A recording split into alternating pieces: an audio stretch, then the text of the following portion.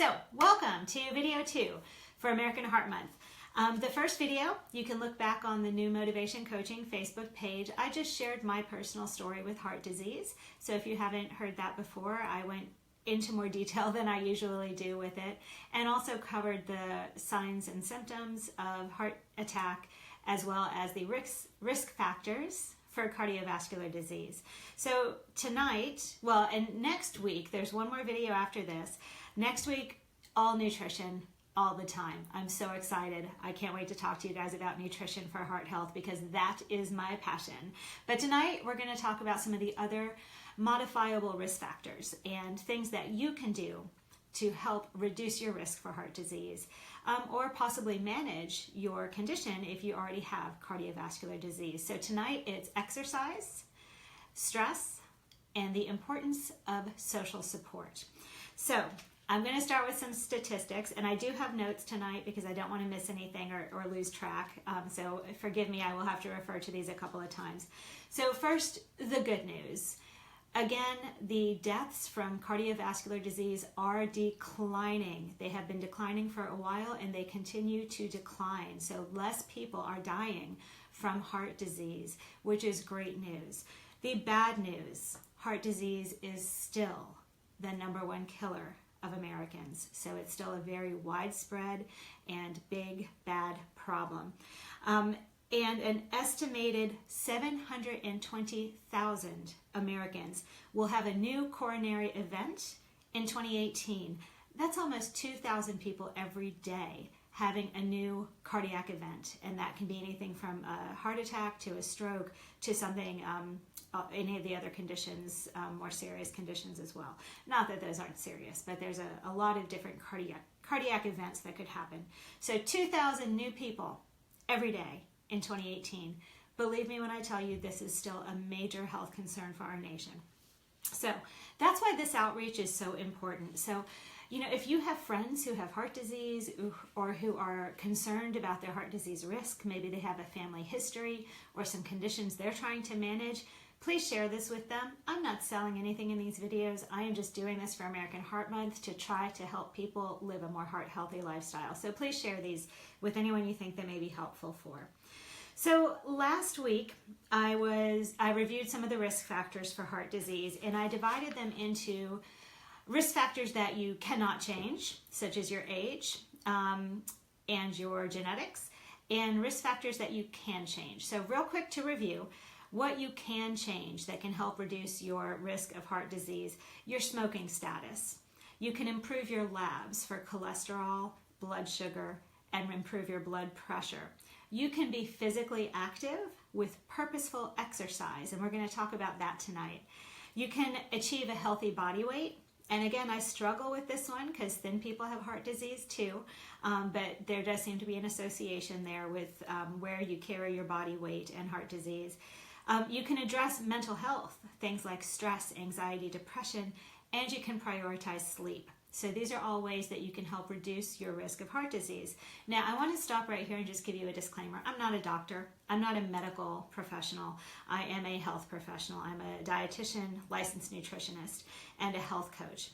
So not being a doctor and not being your health coach, I can't tell you what to do, right? So this is general information about heart disease. Your mileage may vary, and it would be irresponsible and unethical for me to try to give anyone advice through a video. So please don't misunderstand this and think I'm talking directly to you.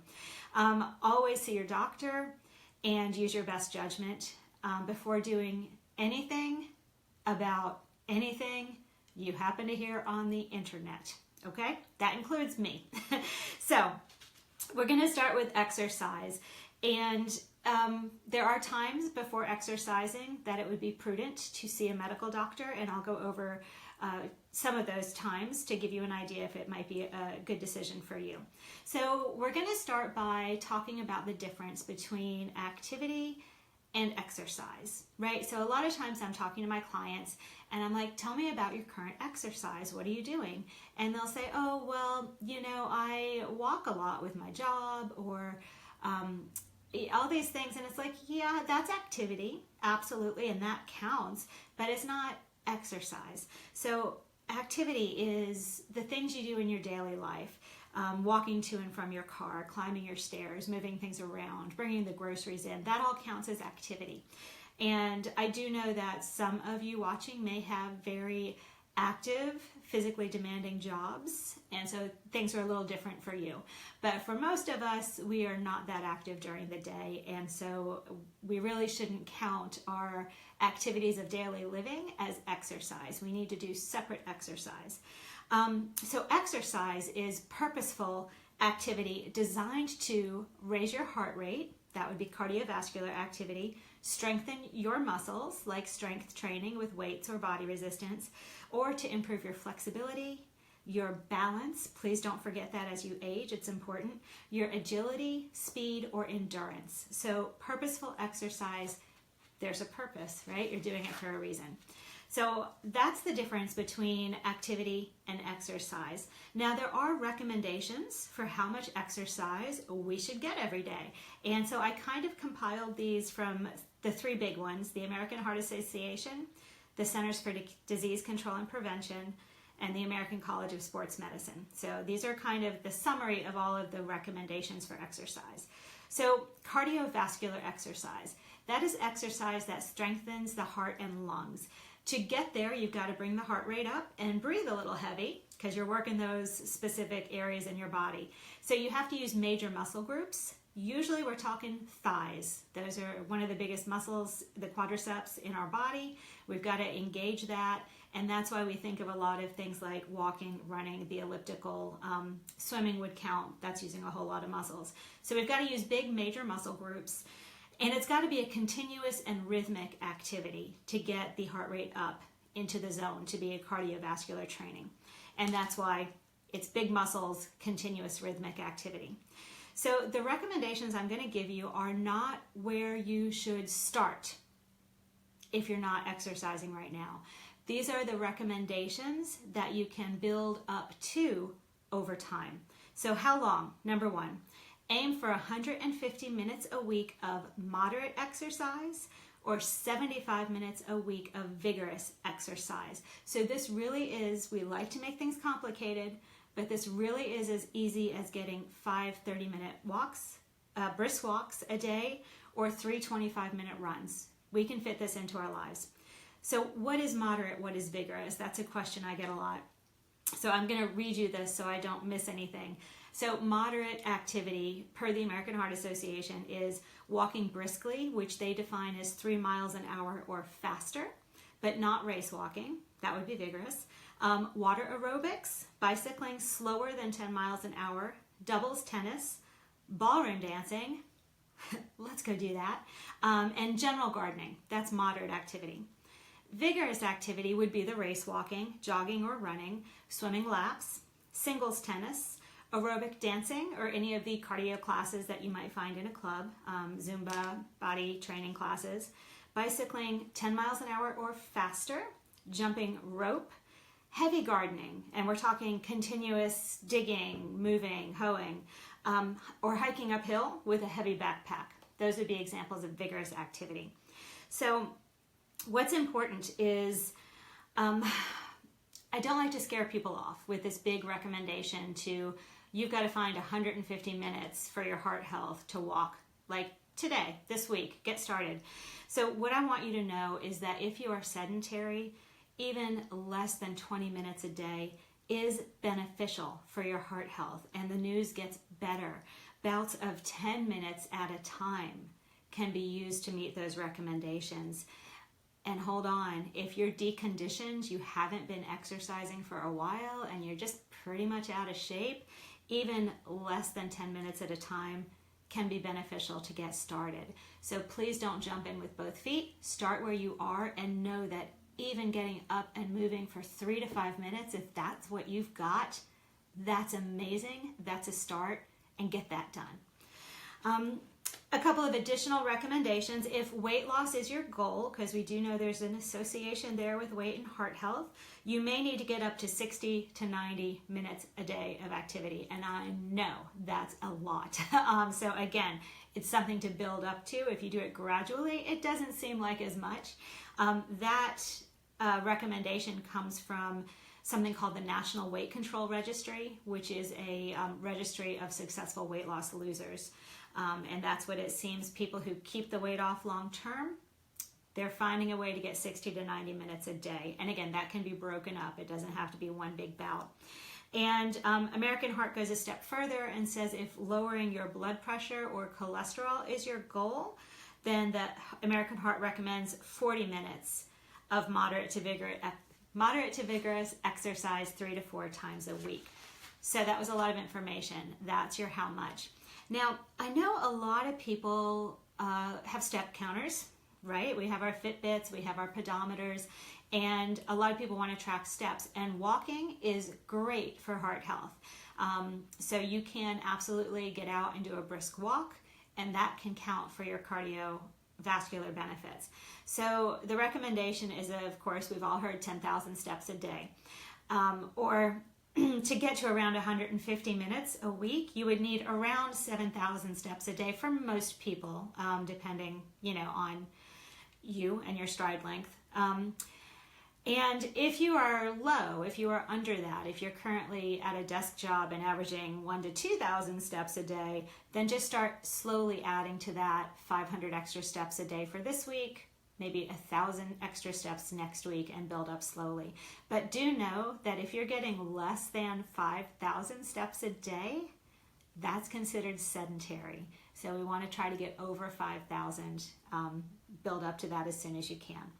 So that's cardio. Strength training is also important, and there are recommendations for that.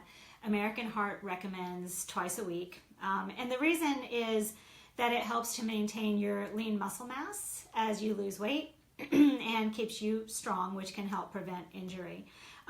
You don't need fancy equipment. You don't need to join a gym if you don't like gyms. You can do plenty of strength training exercises with your own body weight, with resistance bands, with light dumbbells, with big old jars from Costco. Whatever you've got, that will count as strength training.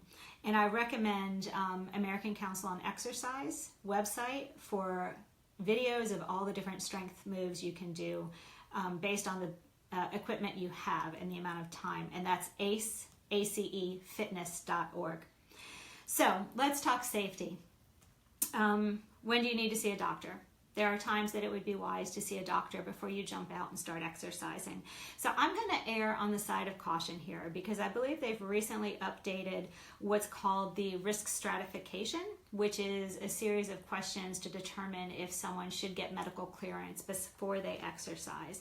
But I'm going to go with the old version. Now, they've updated them because they said it was sending too many people in for doctors' referrals that didn't need it. But I'd rather be safe than sorry because I don't know who's out there watching. So here's the criteria, and I'm going to read again for this part. If you have 2 or more of these criteria, you may want to see a doctor before doing vigorous exercise. And if you have 3 or more, you probably want to see a doctor before doing moderate exercise. So if you are currently sedentary and do not exercise for at least 30 minutes, 3 days a week for the past 3 months, that's one criteria. Men, if you're over 45, women, if you're over 55, you may want to go to the doctor first. If you have a family history of cardiovascular disease in your family in males before 55 or females before they were 65, and that's your family. If you're a current smoker or you quit within the last 6 months, it might be wise to see a doctor. If you are currently overweight or obese, if you have high blood pressure, high cholesterol, prediabetes, or cardiovascular, metabolic, that would include metabolic syndrome and diabetes, or renal disease, or even if you're not diagnosed, if you have signs and symptoms of any of those conditions, it might be a good idea to see the doc. So, why is exercise good for heart health? I'm going to tell you. It can help regulate your blood sugar.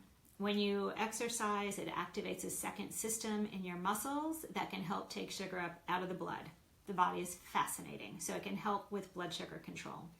It can help increase your HDL, which is your good cholesterol. And if you didn't know how that works, your HDL's job is to kind of go through your body and pick up the LDL, your bad cholesterol. So more HDL helps get rid of your LDL. And high HDL is actually cardioprotective. Exercise can reduce your blood pressure. Now, not when you're exercising, it will go up, but it will reduce over time.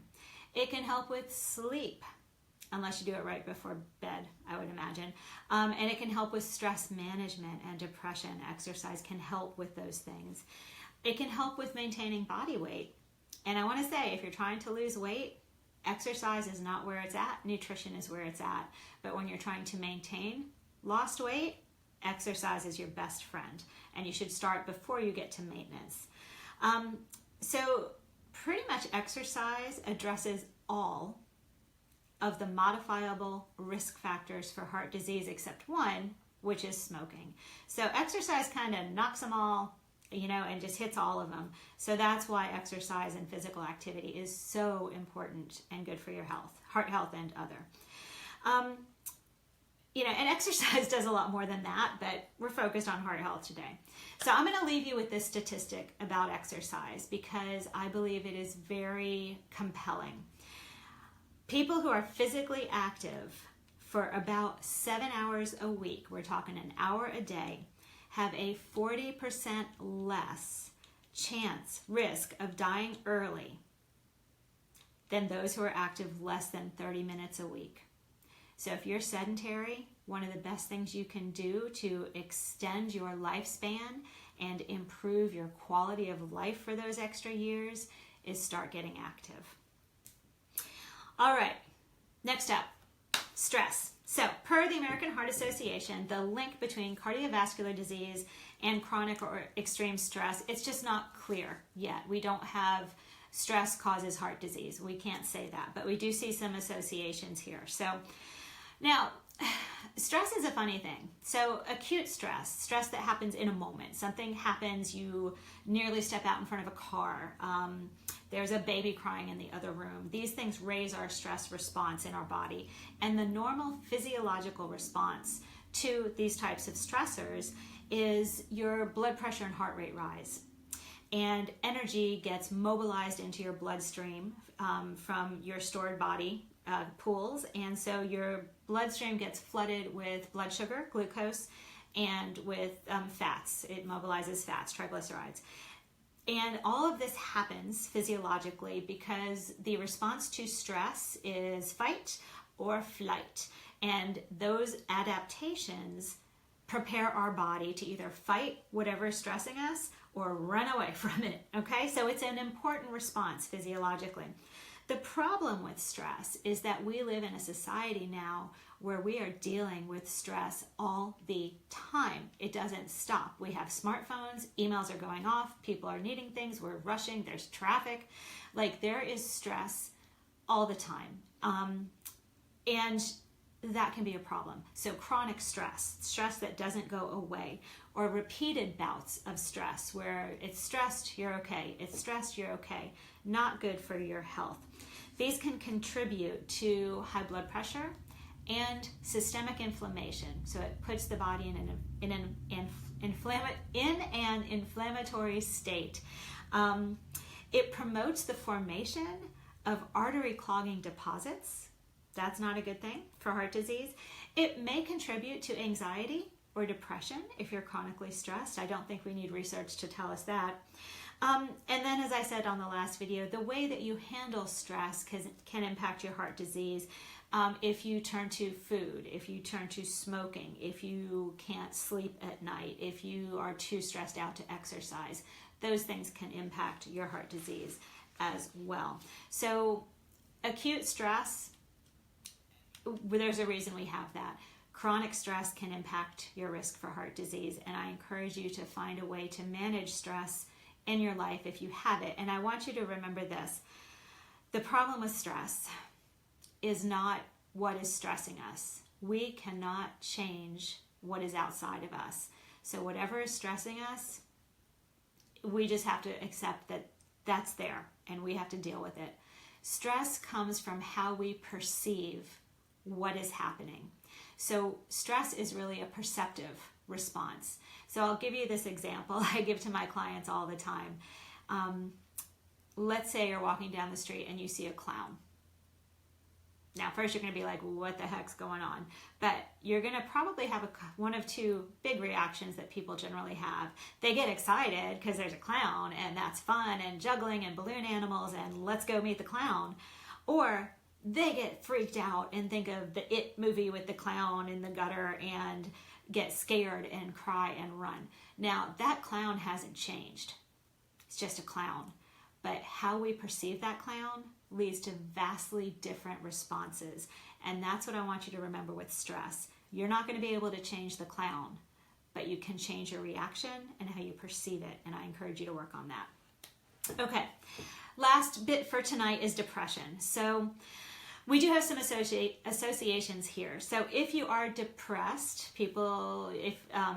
depressed people more likely to have heart disease. Does depression cause it? We can't say that. We don't have that kind of research, but we do see an association between depression and heart disease.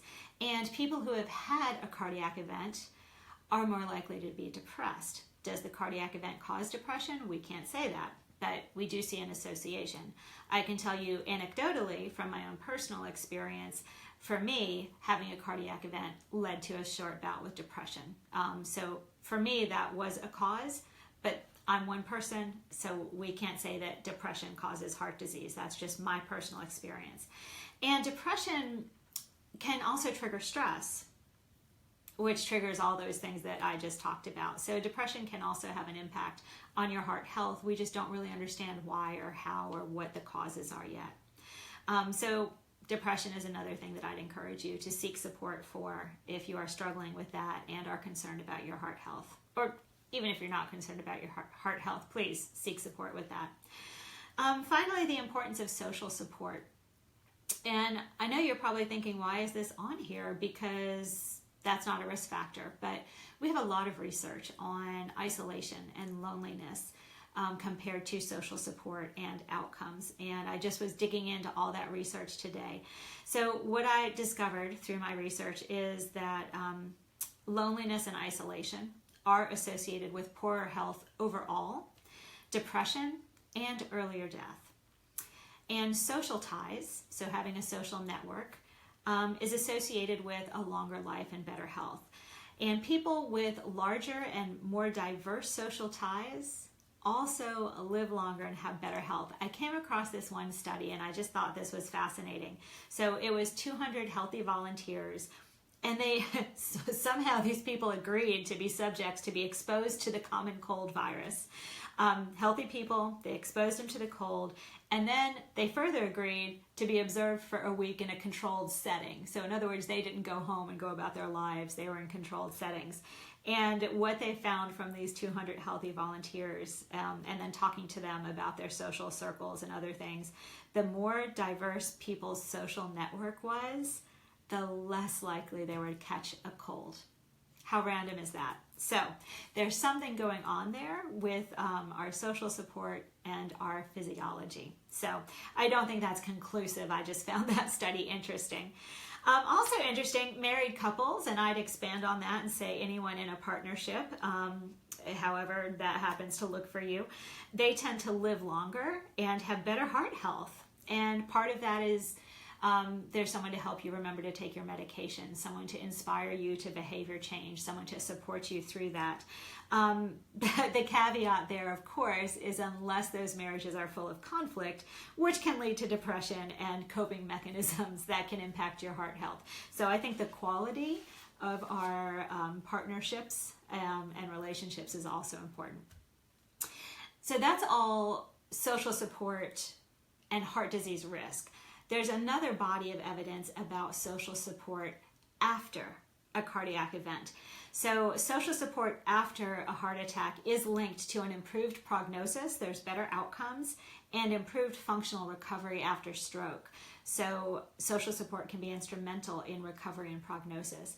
It doesn't appear to be linked to risk or incidents, new events, but it does appear to be linked to outcomes after an event.